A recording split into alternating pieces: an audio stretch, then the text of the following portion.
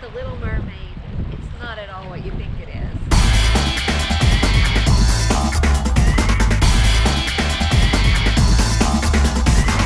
Hey guys, welcome back to Book Your Imagination. My name is Anne. Since I'm talking about The Little Mermaid today, I thought a perfect place to do it would be down here at the ocean with the fabulous Golden Gate Bridge in the background. The Little Mermaid is a production of the San Francisco Ballet, and they had a ballet book club. The concept is really simple. Read the book, compare it to the ballet, and have a glass of wine. Well, it was truly eye-opening. It was a really great experience. The Little Mermaid was written by Hans Christian Andersen. He was bisexual. He fell in love with both men and women during his lifetime. So at this particular time, he fell in love with a man named Edward Collins, and Collins did not return his affections and instead married a woman named Henriette. And this is when Andersen wrote The Little Mermaid. Scholars think that this is an autobiographical work. Now think about that for a little bit. The Little Mermaid is an autobiographical work of Andersen's love for another man who marries a woman. That's just mind-blowing. So let's get into the story a little bit. I'm back in my apartment. I spent a couple of hours at the ocean filming, but the wind was so noisy I didn't get any usable footage. So since I don't have a mic, I got a glass of wine and we're going to talk about this. I want to take a step back because this is important. The Little Mermaid is an autobiographical tale of Hans Christian Andersen's love for a man who loved a woman and married her. This is the approach that the ballet took. The ballet is by John Neumeier, and he created a character called the poet. The poet represents Hans Christian Andersen. The ballet is also set roughly in the 1950s, and the prince is the captain of a ship. Before the ballet, I went to a discussion, and here is what one of the ballerinas had to say about the ballet. I would say it's not a traditional ballet in the way that a lot of people would expect, such as with Sleeping Beauty or the Nutcracker, things that are more traditional and often more commonly seen. But for me, it's a piece almost of dance theater rather than a ballet. It really is so much about the storyline. And of course, the choreography is very important, and that's actually how we tell the story. But the most important thing, I think, to John Neumeier, the choreographer, is that we really capture the characters and the story properly. So I would say it's more a work of dance theater with a lot of drama, of course. The book starts with introducing us to the Little Mermaid, who is the youngest of 5 princesses, and she is quite happy. The ballet starts with the wedding of Edward and Henriette, who are also very happy, and the poet, who is sad. When Edward and Henriette and the wedding party leave, the poet goes into the water and he starts weaving this story of the Little Mermaid. He'll make a gesture and she'll repeat it.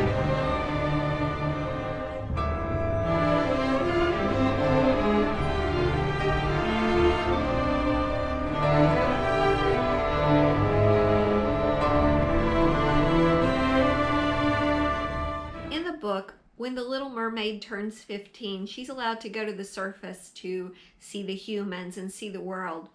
She spots a ship with a prince on it and she immediately falls in love with him. There's a storm, she rescues the prince and she carries him safely to shore. One of the schoolgirls at a nearby convent finds him on the shore, and when the prince opens his eyes, it's the schoolgirl's face that he sees. The Little Mermaid returns to her kingdom, but she wants to be with the prince. So she goes to see the sea witch about becoming human. Now in the Disney movie, the Little Mermaid has 3 days to win the love of the prince. In the book, this transformation is permanent. There's no going back to being a mermaid. In both, the Little Mermaid has to give up her voice, but in the book, she has her tongue cut out.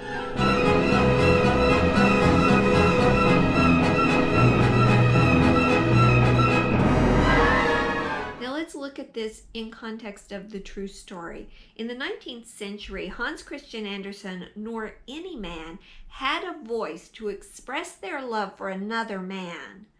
That one detail brings this fairy tale to life in a new way when you know the backstory. So the Little Mermaid becomes a human. The prince finds her outside his castle. He dresses her in fine clothes, and he gives her permission to sleep on a mat outside his door. He loves her, but like we love our pets, he thinks of her as a pet. And he tells her that the only girl he could truly love is the one who saved his life. Now we know that this is the Little Mermaid, but he's thinking of the girl he first saw when he opened his eyes on the beach. But he says because she went to a convent, he knows he'll never see her again. At this point, the book and the ballet diverge a little bit. In the book, the king has arranged a potential marriage for the prince with a princess of another kingdom. So the prince goes to the kingdom to meet this princess, and she is the girl who found him on the beach. So he rejoices because he believes this is the only girl he can fall in love with. In the ballet, the prince and Henriette meet in a park, and they start to fall in love with each other.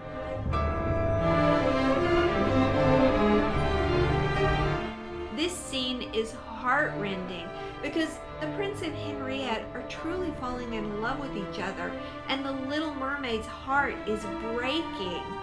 And you see the poet behind her realizing there's nothing they can do. The prince marries the princess in both the book and the ballet, and the Little Mermaid knows the next morning she is going to die and become sea foam. In the book, the Little Mermaid's 4 older sisters have gone to the sea witch, and they have a knife to give to the Little Mermaid, and if she kills the prince before dawn, she'll become a mermaid again.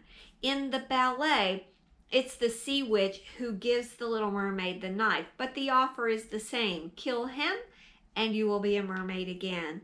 But the Little Mermaid can't do it. She loves the prince and she can't kill him, even though she knows she's gonna die. In the ballet, the poet and the Little Mermaid merge and become one person to bring us back to the beginning of the story. In the book, the story takes a left turn. The Little Mermaid dies, but she becomes an air spirit, and after 300 years as an air spirit, she will gain an immortal soul and ascend into the kingdom of heaven. And she can reduce this time by visiting good children, but if she visits bad children, her 300 years is extended. The end. It's a very strange ending. The ballet was really wonderful, and I'm very glad that I saw it. If it's ever showing near you, you should definitely go and see it. It's not really appropriate, I don't think, for children, but yeah, adults, it's really good. If you're interested in seeing another ballet adventure, I went to see Frankenstein last year, and it was stunning. Thank you for watching.